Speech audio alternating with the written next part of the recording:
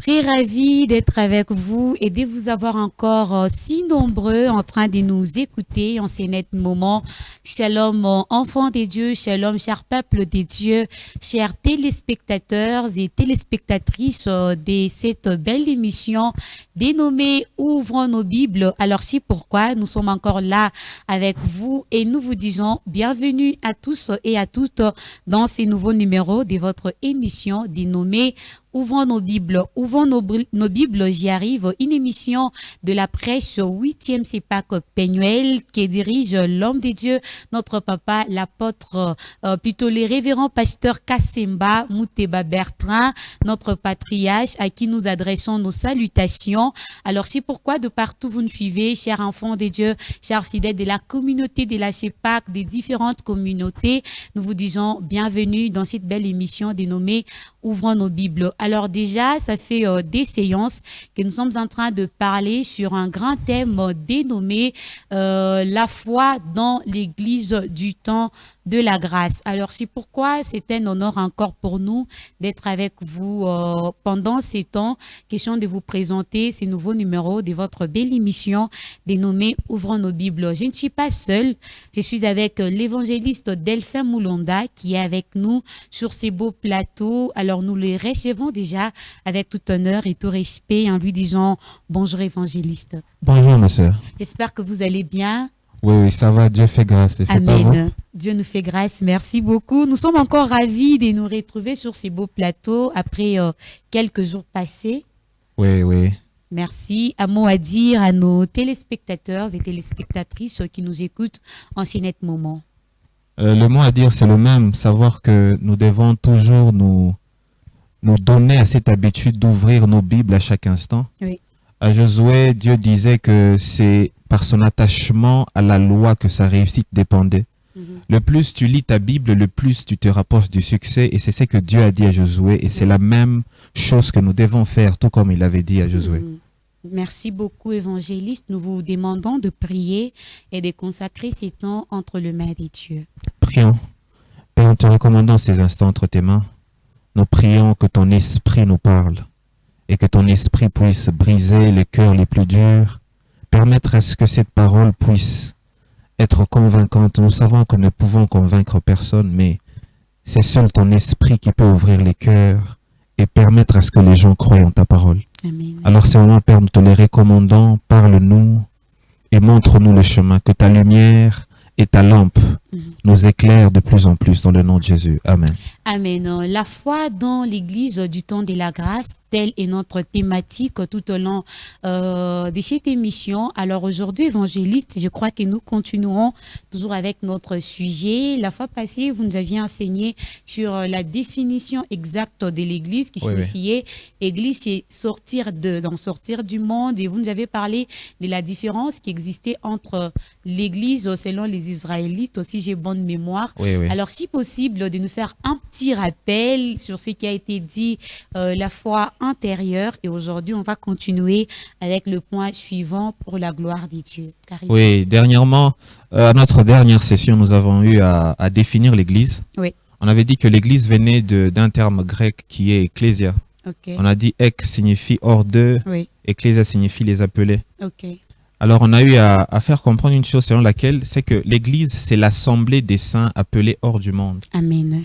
Et à partir de la définition, on a eu à dire ceci, que premièrement, nous devons savoir que l'Église, ce n'est pas le cœur, parce que l'Église, c'est une assemblée. Oui. Il faut qu'il y ait l'assemblée pour qu'on parle d'Église. Deuxièmement, on a eu à dire que l'Église, c'est une assemblée des appelés. Oui. C'est totalement différent de toute la communauté d'Israël qui était constituée des gens qui portaient l'ADN d'un père pour appartenir à cette nation. On a dit que dans l'Église, ce n'est pas un royaume et nous ne fonctionnons pas selon le sacerdoce ou la sacrificature lévitique. Okay. On a eu à faire comprendre que dans l'Église, c'est Christ qui est la tête, qui donne des ordres. Oui. Et étant la tête, il a décidé que dans l'Église, seuls ceux qui ont l'appel doivent servir en tant que pasteur. Oui. Ça signifie que tu ne deviens pas pasteur parce que tu es fils d'un pasteur. Tu deviens pasteur parce que tu es appelé par Dieu à être un pasteur. Et on a eu à faire comprendre que Dieu étant souverain, il peut décider qu'un fils de pasteur devienne aussi pasteur. Oui. Et ce n'est pas une erreur si vous voyez les fils d'un pasteur diriger l'église après son pasteur. Oui. Mais c'est parce que Dieu, il est souverain, il peut décider qu'un fils aussi continue ainsi. Et à la fin, on a eu à dire qu'il faut séparer l'église du monde.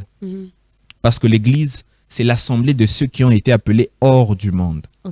On a dit que partout où vous retrouvez l'église être remplie ou encore être mélangée avec le monde, c'est l'image d'un bateau qui a coulé dans l'eau. Et ce bateau-là ne peut plus avancer. L'église avance le plus rapidement lorsqu'il se sépare du monde. Et l'église ralentit lorsqu'il s'attache au monde et commence à marcher selon les principes du monde. C'est ça qu'on avait eu à dire la dernière fois. Merci beaucoup, évangéliste. Alors, parlons des gens qui sont appelés hors du monde. C'est ce qu'on appelle église. Alors, évangéliste, comment arriver à différencier ou à distinguer, bien sûr, la bonne ou la vraie église plutôt de la mauvaise église? Parce qu'aujourd'hui, c'est vraiment un peu compliqué, très difficile de pouvoir différencier la vraie et la mauvaise église. Les gens se fient à l'apparence de l'église. Oui. Par là, je vois de beaux bâtiments, de meubles. Vous allez dans une église belle comme la nôtre, bien sûr. Oui, oui. Et puis là, les gens se disent que ça, c'est vraiment une église. Est-ce qu'on peut parler d'une bonne ou une vraie église compte tenu du beau bâtiment, de meubles, de la façon dont on a construit? Ou y a-t-il des critères ou des caractéristiques qui peuvent différencier la vraie église de la mauvaise église? Merci beaucoup pour la question. C'est même ça notre thème d'aujourd'hui. Le thème, c'est la vraie église. Hein, dans les questions que vous avez posées, j'ai dit les questions parce que ce sont beaucoup des questions. Beaucoup déjà. Dans une seule question. Oui, pour vous permettre de bien parler afin que nous puissions bien vous comprendre. Oui, je me rends compte, si j'étais un élève à l'école, quand on te pose trop des questions comme ça, tu sais pas, oh monsieur, j'ai répondu qu'à une seule question, je peux réussir? Non, tu n'as que 2 sur 10. Tu as échoué. En tout cas, merci. Oui. Pourquoi il est important de parler de la vraie église? Ouais. La différencier de la fausse, parce que il y a l'une des choses, parfois on posait à quelqu'un une fois la question à savoir quel est le don spirituel le plus manquant dans l'église. Et il disait que c'est le don du discernement. Le discernement est le don le plus rare aujourd'hui. Les gens prient pour prophétiser, les gens prient pour guérir les malades, les gens prient pour ressusciter les morts, mais de plus en plus, vous voyez qu'il y a des gens qui prient moins pour avoir la capacité de discerner. Pourtant, le discernement, c'est une chose à laquelle Dieu appelle tout chrétien. Si tu es un chrétien, Dieu t'appelle à discerner. Il y a même des gens à qui on dit, vous savez, vous ne devez pas juger. Juger, c'est pas bien. Jésus dit, si tu juges, on te jugera. Pourtant, les Écritures, elles nous encouragent à discerner, ça signifie à juger. Un jour, j'avais fini de prêcher à l'église et mon pasteur, le révérend Dox Esaïe, après ma prédication, j'avais traité sur le discernement. Et il avait dit une phrase que je garde jusqu'à aujourd'hui. Il avait dit, le discernement, c'est la capacité à connaître la composition chimique d'une peinture. Il avait pris l'exemple sur la peinture qu'il y avait au mur. Et il disait, avec le discernement, ça te permet de rejeter ce qui est faux et d'accepter ce qui est vrai. Voilà pourquoi à l'église aujourd'hui, il est important que nous commençons à encourager de plus en plus les chrétiens au discernement. Pourquoi? Parce que la Bible dit dans 1 Jean chapitre 2 que beaucoup de faux prophètes ont été envoyés dans le monde. Et ces faux prophètes, ils viennent avec l'esprit de l'antichrist. Et même l'apôtre Jean les appelle aussi, ils sont des antichrists aussi. Pourquoi ils sont antichrists? Parce qu'ils sont en train de contredire le message sur la personne de Jésus. Et pourquoi ce discernement est important? Parce que en termes d'église, il y a un critérium que nous devons suivre. Il y a des gens, lorsqu'ils doivent différencier la bonne de la mauvaise, c'est sur base d'un critère donné. Et la Bible, le Nouveau Testament particulièrement, parce que l'église, c'est une réalité du Nouveau Testament, il faut toujours rappeler ça. Parce qu'il y a des gens qui pensent que l'église existait aussi dans l'Ancienne Alliance. L'église, c'est le corps du Christ. Il y a plusieurs choses qui caractérisent la vraie église. Il y a plusieurs choses. Il y en a 12. Mais je ne parlerai que de 2. Quand nous lisons dans notre texte, que nous lirons aussi aujourd'hui dans Matthieu, le chapitre 16, à partir du verset 16, on donne ici la première chose ou encore le premier critère qui détermine la vraie église. Dans Matthieu chapitre 16, le verset 16, il est écrit, Simon-Pierre lui répondit, tu es le Messie, le Fils du Dieu vivant. Je vais lire aussi le verset 18. Il dit ceci, et moi je te déclare, tu es Pierre, et sur cette pierre, j'édifierai mon église. Vous voyez ce que Jésus dit? Oui. Dans le verset 16, Pierre donne la révélation. Et dans le verset 18, Jésus dit sur quoi sera basée l'église. Oui. Il dit que l'église sera basée sur la révélation que Pierre a donnée sur la personne de Christ. Oui. Comment vous reconnaissez la vraie église? La vraie église, vous la reconnaissez par la définition que cette église donne de la personne de Christ. Okay. J'aime souvent dire que Jésus est notre trait d'union. Je t'appelle ma sœur parce que je sais que tu crois en Jésus. Oui. Toutes les églises, j'appelle ça église pour faire comprendre, mais tous les endroits où on appelle église et où vous verrez la personne de Christ n'est pas être définie comme je vais le dire dans peu de minutes. Oui. Retenez que vous n'êtes pas dans l'église de Jésus. Okay. L'église de Jésus, c'est celle qui dit comme Pierre dans le verset 16, tu es le Messie. Oui. Pourquoi cette église doit identifier Jésus comme le Messie? Parce que quand on parle du mot Messie, on parle de celui qui vient nous sauver de nos péchés. Amen. Le Messie, c'est un sauveur. Oui. Toute église où on ne définit pas Christ comme étant un sauveur, ce n'est pas une église du Dieu vivant. Pourquoi? Parce que vous rencontrez, quand vous partez dans d'autres religions, vous voyez des gens définir Jésus comme un prophète. Ils vous diront, ouais, Jésus c'était un bon prophète. Il a donné des bons messages. D'autres disent que Jésus c'était un bon moraliste. Ces messages, lorsque vous les lisez, même je me souviens d'un professeur à l'université, alors que je faisais les lettres, parlant de Jésus, il avait même mal défini le message de Christ. Pour lui, Jésus c'était un bon moraliste. Tout ce qu'il disait, c'était comment il faut vivre dans la société. Okay. Vous voyez, même dans certains endroits, on vous dit que Jésus nous a dit comment saluer les gens. Ah oui. Des fois, quand même, vous assistez à des conférences des mamans. Vous voyez, quand on parle du message, vous voyez, c'est comment il faut préparer la bonne nourriture pour papa. Oui. Hein? Vous voyez que chacun a une définition particulière de Jésus. Mais ce qu'il faut retenir, c'est que tu ne dois pas avoir une définition particulière de Christ. Okay. Tu dois avoir une définition qui est biblique. Et la Bible, parlant de Jésus, elle dit qu'il est le Messie. Partout où vous voyez Jésus n'est pas être défini comme le sauveur du monde, c'est que vous n'êtes pas dans la vraie église. Okay. Et partout où on présente l'évangile comme étant une offre que Dieu te donne pour que tu puisses bien vivre ta vie. Des fois on dit, tu sais, si tu souffres et que personne ne te salue dans le quartier, viens chez Jésus, tu auras beaucoup de salutations. Pourtant ce n'est pas ça. Okay. Hein? Jésus est venu sauver les hommes dans leurs péchés. Il les a tirés de ça et il les a donné le salut. Les hommes, tout homme qui naît d'un père et d'une mère, il naît avec la nature du péché parce qu'il est fils d'Adam par nature. Oui. Et tout fils d'Adam par nature, il est destiné à finir en enfer. Mais c'est le Messie qui est Christ qui le sauve. Amen. Et puis deuxièmement, comme critère pour reconnaître une église, c'est une église où la parole de Dieu est prêchée dans sa totalité. Ça veut dire quoi prêcher dans sa totalité? Donc il y a d'une part on peut prêcher partiellement ou c'est comment?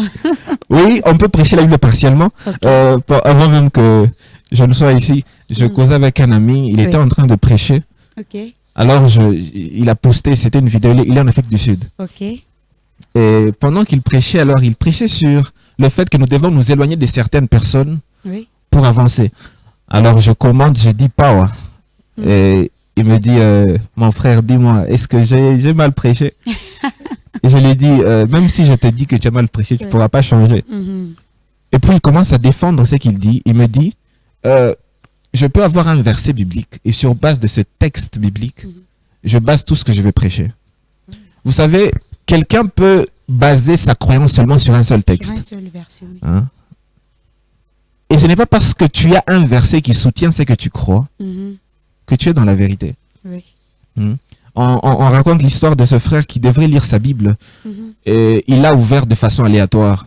Il était là et puis il disait, je vais prier Dieu, je vais ouvrir la Bible, paf. Il ouvre sa Bible et puis il dit, Judas alla et se pendit.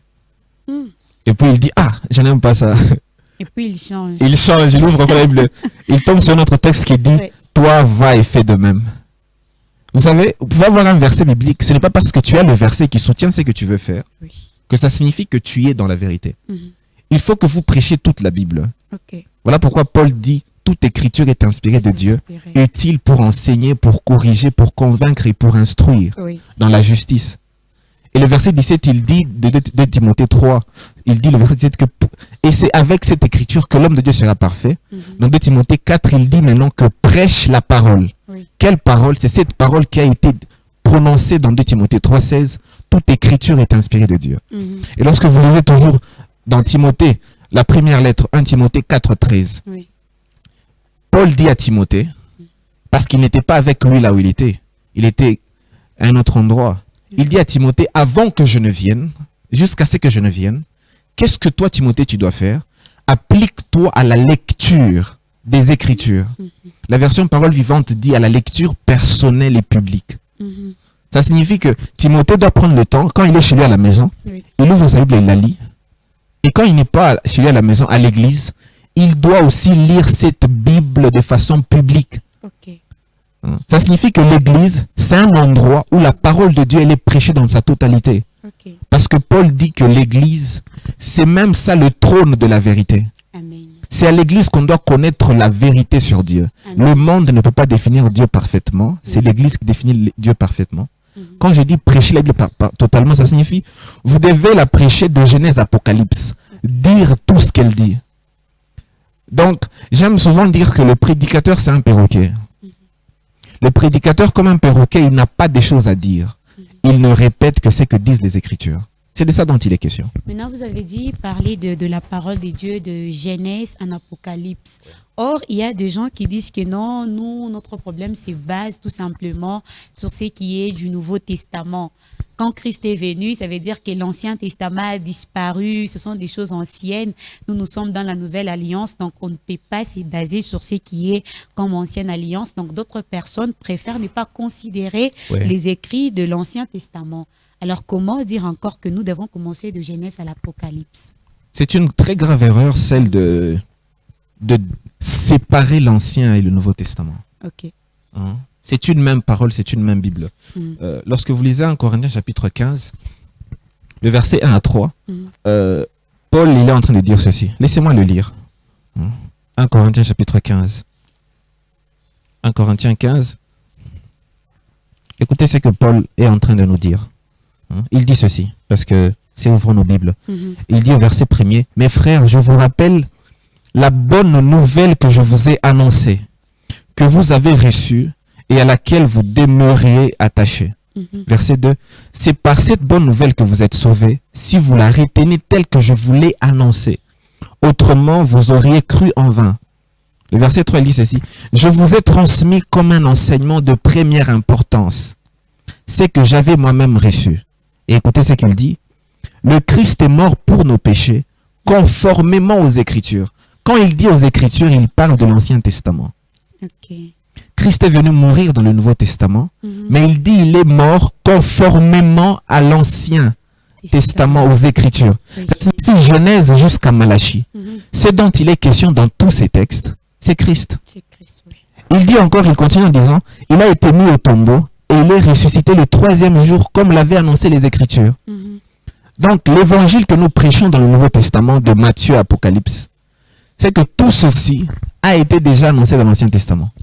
Donc, celui qui dit que puisque nous appartenons à la Nouvelle Alliance, nous devons abandonner l'Ancien Testament, c'est quelqu'un qui ne sait pas ce qu'il est en train de dire parce qu'il n'a pas lu parfaitement sa Bible.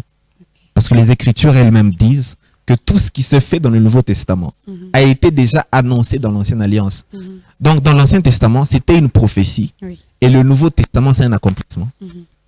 Oui, c'est ça. Donc, Oui. Merci beaucoup, évangéliste. Alors, qu'est-ce qu'on peut retenir sur ce qui est d'une vraie église? Parce que nous tendons déjà vers la fin avec une idée claire à toutes ces personnes qui nous ont suivis. Qu'est-ce qu'on peut retenir sur la vraie église qui peut nous permettre, bien sûr, de la différencier à la mauvaise église? ce qu'il faut retenir, c'est que vous devez toujours avoir la capacité à discerner.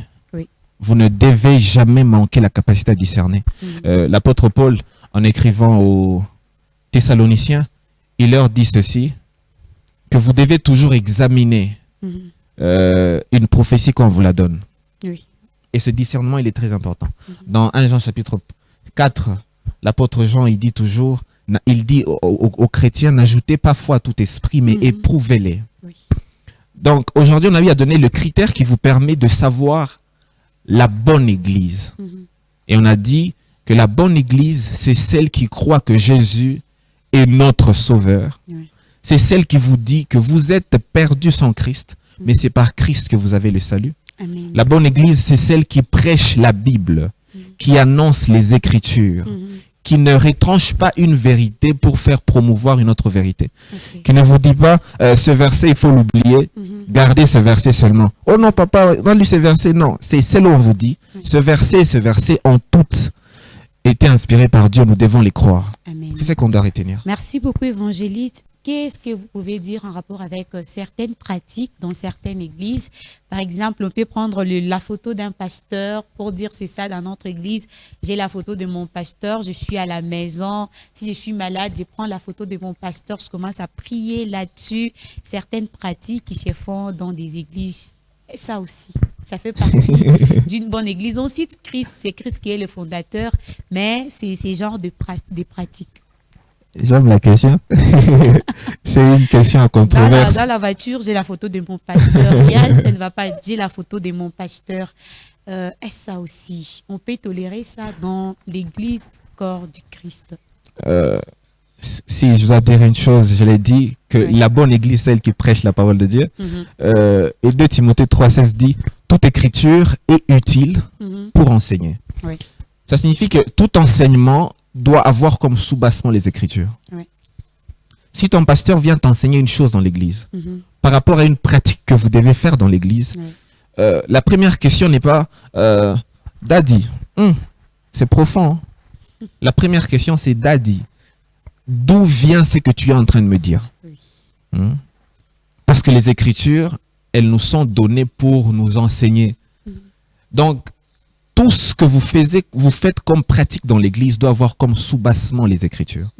Ça signifie, les Écritures doivent dire assez des choses sur ça pour que vous puissiez la pratiquer.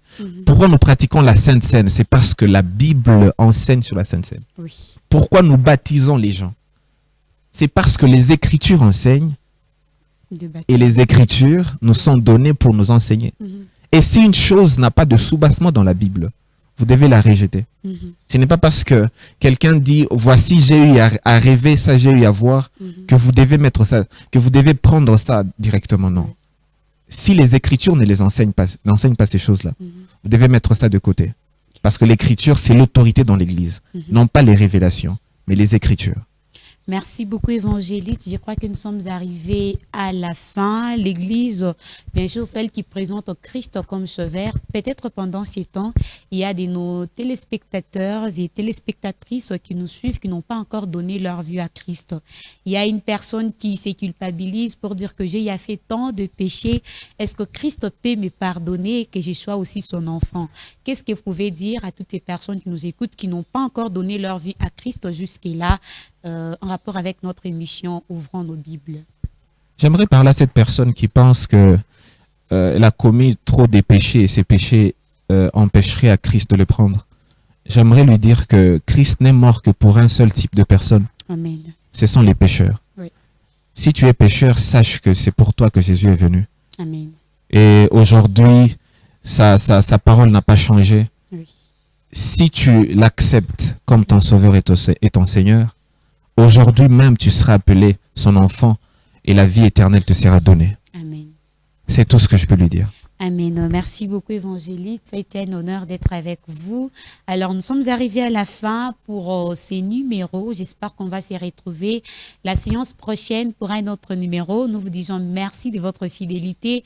N'oubliez pas de liker, n'oubliez pas de partager, surtout de vous abonner si vous n'êtes pas encore abonné à cette chaîne. Alors, par cette même occasion, nous disons merci à la grande équipe de la presse, bien sûr, de nous avoir accompagnés. Vous avez des préoccupations, besoin d'aide en prière, orientation, écrivez-nous en commentaire. Nous serons toujours là pour vous répondre. Et surtout, si vous avez pris la bonne décision de donner votre vie à Christ, n'oubliez pas. Nous sommes arrivés à la fin. Nous disons merci à vous tous de partout. Vous avez suivi. Merci, évangéliste. Et nous vous prions de prier pour nous afin que la parole puisse produire des fruits dignes dans notre marche chrétienne. Ok. Père, nous te bénissons pour ces instants parce que c'est toi qui as permis que nous soyons ici. Nous savons que c'est toi qui nous as donné la force parce que c'est toi qui produis en nous le mouvement et l'être. Alors Père, nous prions que ce message soit une bénédiction pour tout celui qui va l'écouter. De partout il écoutera, dans n'importe quelle situation la personne va se retrouver. Que ce message soit une réponse aux questions que cette personne se pose.